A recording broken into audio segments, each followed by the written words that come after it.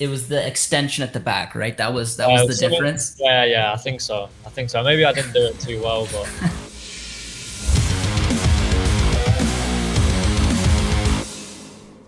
Hello, everyone, and welcome back to OneSoccer. I'm your host, Josh Deming, and today Alex and I sat down with Ollie Bassett to discuss what it's been like so far playing in the Canadian Premier League, being under that Atletico umbrella, and to break down his goal celebration against Vancouver FC, which was dedicated to a very enthusiastic young fan. So with all that being said, let's get into our conversation with Ollie Bassett.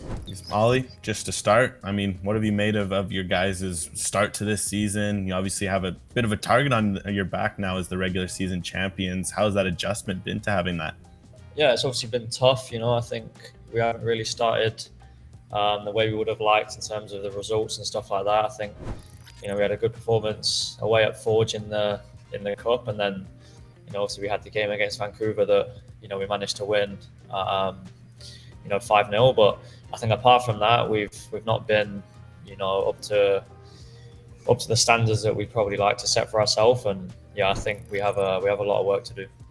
So Ollie, rewinding a little bit, what was it like coming through Aston Villa and then Southampton when you were a kid, and what were some of the lessons that you took at that time that you potentially still use to today?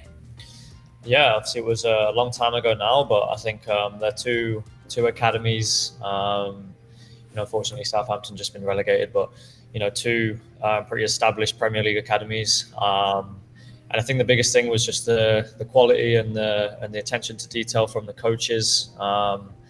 And they kind of give you everything you need to be, the best player you can be. And I think the main focus there was everything was dominated, around the ball. Technically, they like their players to be comfortable on the ball. So, I think that was the biggest thing that I took away from my long time there, was just how to play under pressure in possession and being allowed to make mistakes on the ball. I think that's kind of one of the things that has stood me in good stead for the future. Obviously now, Ollie, you've been established in the CPL for a few years, but going back to when you first came to this league, you say you got an offer to go Pacific on Vancouver Island. What did you know about the league, the city, the history of the sport in this country, and how did the move kind of come about? Yeah, I think the move came would have been around November 2020. I was kind of playing non-league back home in England. It was around the time that COVID was pretty bad, and leagues were getting shut down and stuff like that. So I was playing back home in the UK. I had an offer to go and play in the top division in Iceland for the same team as my friend Kian, who now plays for Vala. But I think when Parr called me and invited me over, I think you had the opportunity to come and get back into training, full time every day. Under a coach who kind of expressed how much he wanted to bring me to the league, made my decision a little bit easier. I'd been following the league since 2019, 2020 through guys that I knew previously that had played in the CPL. So I think the opportunity for me to come here and try and establish myself as a good player in the league, I thought I could use that as kind of a stepping stone to get to the next level. Well, back in 2021, when you're playing on that very talented Pacific side, you guys upset the Whitecaps, won the North Star Shield. A lot of players and coaches moved on after that. How special was it playing for such a talented group? Yeah, I think we look back at that team now, and the players that have gone on to play MLS. Parr even as a coach is now the assistant coach at an MLS club as well. So I think that group was a top group. We had many good players. All over the pitch, and it's good to see them guys get opportunities, maybe at the next level, because I think what they achieved that year and what we achieved as a group, was fully deserved. Obviously yourself, this offseason, you had a pretty cool opportunity when you went down to Mexico with Atlético St. Louis. Just kind of curious, obviously the partnership is there, but how did an opportunity like that come up, and what did you take away from that whole experience? Yeah, it was shortly after the season finished, around January time. Happened, pretty quickly. But I think Fernando just kind of gave me a call when I was back home with my family during the off season, and kind of presented the opportunity as like a trial period for a few weeks. And I think that's definitely one of the benefits for playing for Ottawa. You get kind of these opportunities, assuming that you do well, where you're at. So. I think I was always going to take that up, and it was a good good time for me to go there and kind of test myself against players, you know, at a slightly higher level, and just kind of seeing what it takes day in, day out to kind of reach that level. And, you know, I certainly came back with a little bit more motivation to do the best that I can to hopefully in the future get an opportunity like that again. Now, speaking of those opportunities, what's it like playing under that Atletico umbrella? You had preseason in Spain, using those incredible facilities. How special was that? Yeah, you know, I think preseason is always an important, you know, part of the season. It kind of, you know, you get everyone up to speed tactically, the new guys that come in.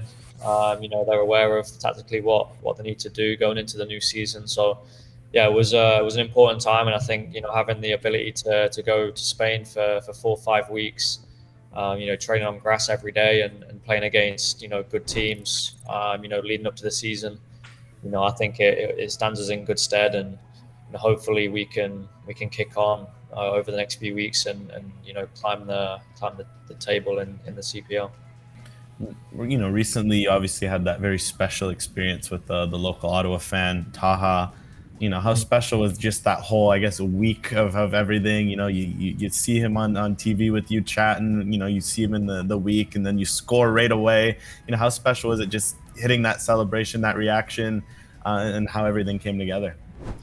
Yeah, it was good. You know, I walked out with him at the Pacific game, and I think with all the mascots, you know, I tried to make a little bit of conversation with them. Some are more shy than others, but this kid was pretty enthusiastic and kind of had a lot to say. So, yeah, it kind of made me smile. And I messaged Thomas, which is one of our front office staff, you know, after the game to see if we could set something up to go and see him during the week. And yeah, we just went and spent, you know, 30-40 minutes with him and his dad at a local park. So yeah, it was really nice. And yeah, the celebration, I think some people thought I was trying to do the Ronaldo thing, but yeah, I think after the video came out, they realized that, you know, I wasn't trying to do that. And yeah, that one was for him.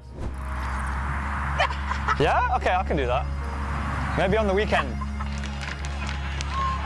Bassett, 7 minutes gone, and Ollie Bassett breaks the record. Yeah, that's good. Yes!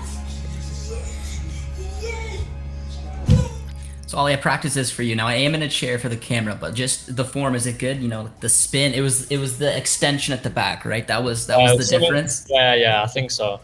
Maybe I didn't do it too well, but yeah, I think it was just a 360 spin, and the arms kind of came out.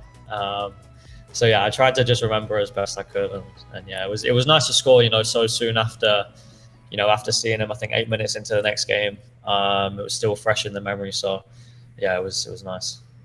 Yeah, I mean, and speaking of those type of moments, like how important is it to keep building these type of connections, especially for a new league? And I could imagine the impression that you would have had on this young kid when you went out there and did a celebration, basically because he asked you to. Yeah, you know, I think it's important for anyone at any level. You know, we're playing in the CPL, so if we can have that sort of impact on, you know, with the kids and stuff like that, and kind of motivate the next generation to strive to, you know, achieve what they want to achieve, I think, you know, we can, you know, certainly support that by doing anything we can. You know, so yeah, it was nice. It was nice to see his reaction to that as well. And yeah, hopefully it was something that he won't forget. And then, you know, obviously returning to last year, you had the chance to be the first player to win the Player of the Year and Players Player of the Year double. You know, obviously as a team, you won the regular season. How special was just that whole year, especially, you know, as you said, you left Pacific, you know, a very good club. You said you felt you could take that next step. So how nice was it to see that faith in yourself rewarded? Yeah, no, it was nice. I think, you know, when I left Pacific, I was kind of just leaving just based off the fact that I wanted to play more games, you know, at an age where I thought that, you know, it was important to be starting week in, week out. So yeah, I think the main thing for me was just to get games under my belt. And you know, I think as the season went on and as a group, we grew more confident in ourselves and each other. And yeah, I think by the end of the season, I was lucky enough to win them awards. But yeah, I think it's not just myself. It was, you know, a collective effort with everyone that was kind of in that locker room last year. The players, you know, pushed me to be better every day. And yeah, I'll always be grateful for them for that.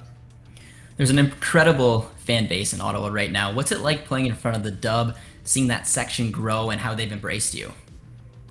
Yeah, I think they're amazing. You know, I think they've done a really good job of kind of growing the culture in the city itself. And you know, they come week in, week out in their numbers to support us at home. You know, I know the home results haven't been, you know, up to the standard that they probably deserve, and you know, I think that's on those players now to turn that around and you know, do what it takes to get them 3 points, because I think they've done everything they can in coming to support us week in, week out. And then even when we play away from home, they're always together watching the game. So yeah, I think it's time for us to step up now and start delivering you know, the results that they more than deserve. And just last one here for both of us. Obviously in the CPL, you've already won a title. You've already had that chance to be the player of the year, players player of the year. You've become a household name. Do you continue to see yourself building on that long term? You know, obviously it's a young growing league, the ambition, the Champions League, that things are only going to grow, or, you know, maybe does that taste of playing Atletico St. Louis, seeing former teammates move on, you know, does that maybe give you the fuel to follow in the footsteps of those guys? Yeah, of course. I think, you know, I've said it a few times that, you know, I do have ambition to maybe play at the next level, but, you know, I know that only comes with hard work and doing what I can do for the time that I'm here. But yeah, I think obviously the ambition to play Champions League football, for example, with Ottawa would be up there too. So yeah, I think I do want to use the platform and the springboard to hopefully take my career to maybe a slightly higher level. But you know, I'm happy where I'm at right now, and if I can hopefully just keep performing and keep my head down, then, you know, who knows what can happen in the future. But yeah, I think right now it's on myself and, you know, some of the other guys in the locker room to really, you know, get the team firing and hopefully you know, get back into the playoffs, and you know, by the end of the season we can look back at, you know, kind of this tough period and use it as motivation, you know, for the future, because I think we have enough quality in the dressing room to get results, and I think it's now on us players now to just go out there and put everything together.